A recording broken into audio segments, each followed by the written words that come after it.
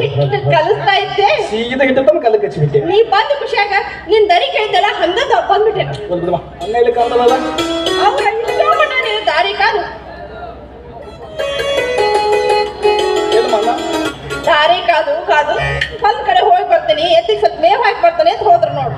ಅಂದ್ರೆ ಇವತ್ತು ಈ ದರಿದ್ರ ಮನೆಗೆ ಬರ್ತಾನೆ, ಬಂದ ಕೂಡಲೇ ತನ್ನ ಶಿಕ್ಷಣಕ್ಕೆ ಹಣ ಕೇಳ್ತಾನಂತ ಹೊರಗೆ ಹೋಗಿದ್ದಾನ ತಾನೆ. ಯಾಕಪ್ಪ ನಿಮ್ಮ ಅಣ್ಣ ನಿನ್ನ ಮೇಲೆ ಪ್ರಾಣನ ಇಟ್ಕೊಂಡ ಅಂತಂದ್ರಾಗ ಅವ್ರು ಈ ರೀತಿ ಮಾತನಾಡ್ತೀಯೇನ? ನಿಜ ಅದ್ಕಮ್ಮ. ಅದಕ್ಕೆ ನಮ್ಮ ಅಣ್ಣ ಒಬ್ಬ ನಾನೊಬ್ಬ ಪದರ ಇದ್ದಾದ್ರೂ ಕೂಡ ನನ್ನ ತಮ್ಮ ಒಬ್ಬ ದೊಡ್ಡ ಡಾಕ್ಟರ್ ಆಗ್ಬೇಕಂತ ಕನಸ್ಕೊಂತ ಇದ್ದಾನೆ. ಆಯ್ತಮ್ಮ, ಅವನ ಆಸೆಂತೆ ನಾನೊಬ್ಬ ದೊಡ್ಡ ಡಾಕ್ಟರ್ ಆಗೇ ಆಗ್ತೀನಿ. ಅದ್ಕಮ್ಮ ನಿಮಗೊಂದು ವಿಷಯ ಹೇಳ್ಬೇಕು. ನೀವು ಬೈಬಾರ್ದು. ನಾ ಬೈಯೋಂತ ವಿಷಯ ಬೇರೆ ಆಯ್ತಾ? ಏನದು ಹೇಳೋಣ. ಬೈಬಾರ್ದು. ಅದು ನಾನು ಹುಡುಗಿನ ಮನ್ಸಾರೆ ಪ್ರೀತಿಸ್ತಾ ಇದ್ದೀನಿ. ನೀನು ಒಂದು ಹುಡುಗಿನ ಪ್ರೀತಿಸಾಕತ್ತೀಯ? ನನ್ನ ಮೈದ ಚಿಕ್ಕ ಹುಡುಗದನ ಅಂತ ತಿಳ್ಕೊಂಡಿದ್ದೆ, ಆದ್ರೂ ನೀನು ಬಾಳದಿ ಬಿಡು. ಹೌದು, ಯಾರಪ್ಪ ಹುಡುಗಿ? ಅದ್ಕಮ್ಮ, ಇದೇ ಊರಿನ ಶ್ರೀಮಂತ ಶ್ರೀಕಾಂತ್ ಗೌಡನ ತಂಗಿ ಶಿಲ್ಪ ಅಂತ. ಯಾಕಮ್ಮ ಶಿಲ್ಪ ಅಂತ ಕೊಡಲಿ ನಿಮ್ಮ ಅಕ್ಕ ಸೊಪ್ಪ ಆಯ್ತಲ್ಲ ಅಂದ್ರೆ ಅವಳು ನಿಮ್ಗೆ ಇಷ್ಟ ಗೊತ್ತಾಯ್ತು. ಆಯ್ತು ಬಿಡಮ್ಮ, ನಿಮಗೆ ಅವಳು ಇಷ್ಟದ ಮೇಲೆ ನಾನು ಅವನ್ನ ಮರ್ತು ಬಿಡಿದ್ರೆ ಬಿಡಮ್ಮ. ಚಚೆ ಹಾಗೇನಿಲ್ಲಪ್ಪ.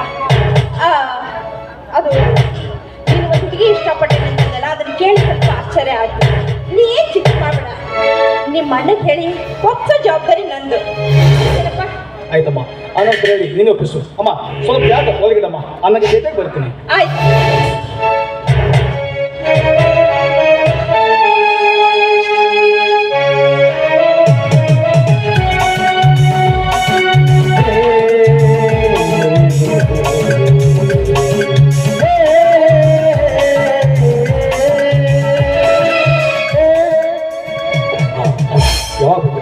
ಈಗ ತರ ಬಂದಿದ್ದ ಚೆನ್ನಾಗಿದ್ದಾನೆ. ಚೆನ್ನಾಗಿ ವಿದ್ಯಾಭ್ಯಾಸ ಚೆನ್ನಾಗೈತಾನೆ, ವಿದ್ಯಾಭ್ಯಾಸ ಚೆನ್ನಾಗೇ ಇದೆ ಅಣ್ಣ. ಆದ್ರೆ ನೀನು ಅನ್ಕೊಂಡಾಗಿ ನಾನೊಬ್ಬ ದೊಡ್ಡ ಡಾಕ್ಟರ್ ಆಗ್ಬೇಕಾದ್ರೆ ನನಗೀಗ ಅರ್ಜೆಂಟ್ ಆಗಿ 10 ಲಕ್ಷ ಹಣ ಬೇಕಣ್ಣ.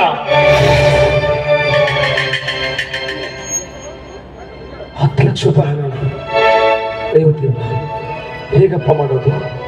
ನನ್ನ ತಮ್ಮ ಡಾಕ್ಟರ್ ಹಾಕ್ಬೇಕಾದ್ರೆ 10 ಲಕ್ಷ ರೂಪಾಯಿ ಹಣ ಬೇಕಂತೆ.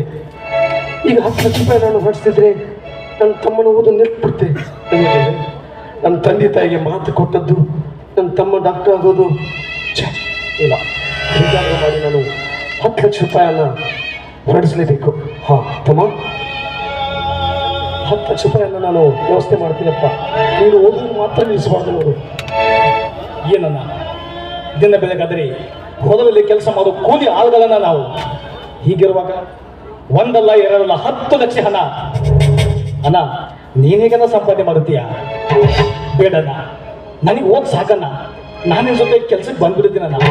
ಹಾಗನ್ಬೇಡಪ್ಪ ತಮ್ಮ. ನನ್ನ ಹೊಲದಲ್ಲಿ ಆಗದಿದ್ದರೂ ಬೇರೆಯವರ ಹೊಲದಲ್ಲಿ ಯಾರು ಕೂಲಿ ಲಾರಿ ಮಾಡಿ ನಿನಗೆ ಹಣದ ವ್ಯವಸ್ಥೆ ಮಾಡ್ತೀಯಪ್ಪ. ಯಾವ ಕಾಲಕ್ಕೂ ನೀನು ಓದುದನ್ನು ಮಾತ್ರ ನಿಲ್ಲಿಸ್ಕೊಂಡು ಓದುದನ್ನು ಮಾತ್ರ ನಿಲ್ಲಿಸ್ಕೊಂಡು. ಯಾಕಂದ್ರೆ ನನ್ನ ತಂದೆ ತಾಯಿಗೆ ನನ್ನ ಡಾಕ್ಟರ್ ಮಾಡ್ತೀನಿ ಅಂತ ಮಾತು ಕೊಟ್ಟಿದ್ದೀನಪ್ಪ. ಅದಕ್ಕೆ ಯಾವ ರೀತಿಯಿಂದಾದರೂ ನೀನು ಓದಲೇಬೇಕು. ಆಯ್ತಣ್ಣ, 10 ಲಕ್ಷ ಹಣ ನೀನು ತಂದು ಕೊಟ್ಟರೆ ನಿಜವಾದ್ರೆ ಕೆಟ್ಟ ತಂದೆ ತಾಯಿ ಸೇರಿಸಿ ನಾನೊಬ್ಬ ಡಾಕ್ಟರ್ ಆಗಿ ಈ ಊರಿಗೆ ಬರ್ತೀನಲ್ಲ. ಯಾವ ಬೇಕಪ್ಪ ಹಣ? ನಾಳೆಗೆ ಬೇಕಣ್ಣ. ನಾಳೆನೇ ಬೇಕಾ? ಹೌದಣ್ಣ.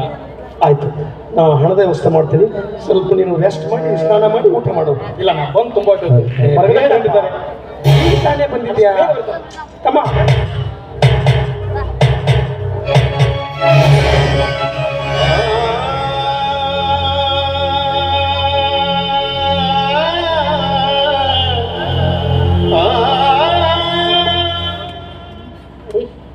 ಯಾಕೆ ಏನೋ ಚಿಂತೆ ಮಾಡ್ಕೊಂತ ನಿಂತೈತಿ? ಏನಿಲ್ಲ ಸಾವಿತ್ರಿ, ನನ್ನ ತಮ್ಮನಿಗೆ ಓದಿನ ಸಲುವಾಗಿ 10 ಲಕ್ಷ ರೂಪಾಯಿ ಹಣ ಬೇಕಂತೆ. ಆದ ಕಾರಣ 10 ಲಕ್ಷ ರೂಪಾಯಿ ಯಾರ ಹತ್ರ ಹೋಗ್ಬೇಕು, ಯಾರು ಕೇಳಬೇಕು ಅಂತ ವಿಚಾರದಲ್ಲಿದ್ದೆ. ಅಷ್ಟರಲ್ಲೇ ನೀನು ಬಂದ್ಬಿಟ್ಟೆ ಸಾವಿತ್ರಿ. ಹೌದು, ತಡ್ರಿ ಬನ್ನಿ.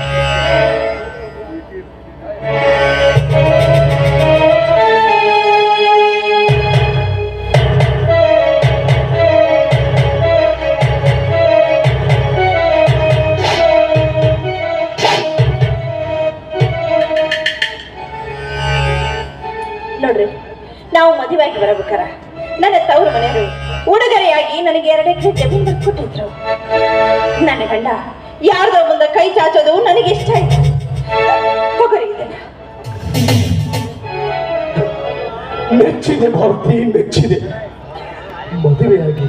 ಮದುವೆಯಾಗಿ ಮನೆಗೆ ಬಂದು 3 ದಿನದಲ್ಲಿ ಬ್ಯಾರು ಮಾಡುವ ಈ ಸಮಾಜದಲ್ಲಿ ನಿನ್ನ ತಮ್ಮನಿಗೋಸ್ಕರ, ನಿನ್ನ ಮೈದನಿಗೋಸ್ಕರ ತವರ ಮನೆಯಿಂದ ಪ್ರೀತಿಯಿಂದ ಕೊಟ್ಟ ಉಡುಗೊರೆಯನ್ನು ಮಾರುವಂತ ಇದೆಯಲ್ಲ, ನೀನು ನನ್ನ ಪಾಲಿಗೆ ದೇವತೆ ಕಣೆ, ದೇವತೆ. ಯಾಕ್ರಿ ಹಂಗಂತ? ಮೈದ ಆದ್ರೇನು ಮಗ ಆದ್ರೇನು ಎರಡೂ ಒಂದ ನನಗೆ. ಅವ ನನಗೆ ಮಗ ಇದ್ದಂಗೆ.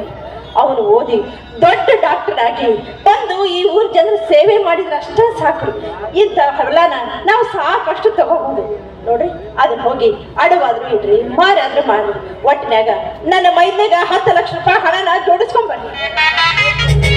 ಆಯ್ತು, ನಾನು ನಾಳೆಗೇನೆ ನನ್ನ ತಮ್ಮ ಬೆಳಗ್ಗೆ ಹೋಗ್ಕಂತೆ. ನಾ ಆದಷ್ಟು ಬೇಗ ಹಣದ ವ್ಯವಸ್ಥೆ ಮಾಡ್ತೀನಿ. ನೀನು ಅವನಿಗೆ ಸ್ವಲ್ಪ ತಿಂಡಿ ವ್ಯವಸ್ಥೆ ಮಾಡು, ನಾನು ಬರ್ತೀನಿ. ಆಯ್ತು, ನಾ ಎಲ್ಲ ಊಟದ ವ್ಯವಸ್ಥೆ ಮಾಡ್ತೇನೆ. ನೀವು ಜಲ್ದಿನ ಬಂದ್ಬಿಡ್ರಿ, ಎಲ್ಲರ ಮಾತಾಡ್ಕೊಂತ ಕುತ್ಕೋಬೇಡ್ರಿ.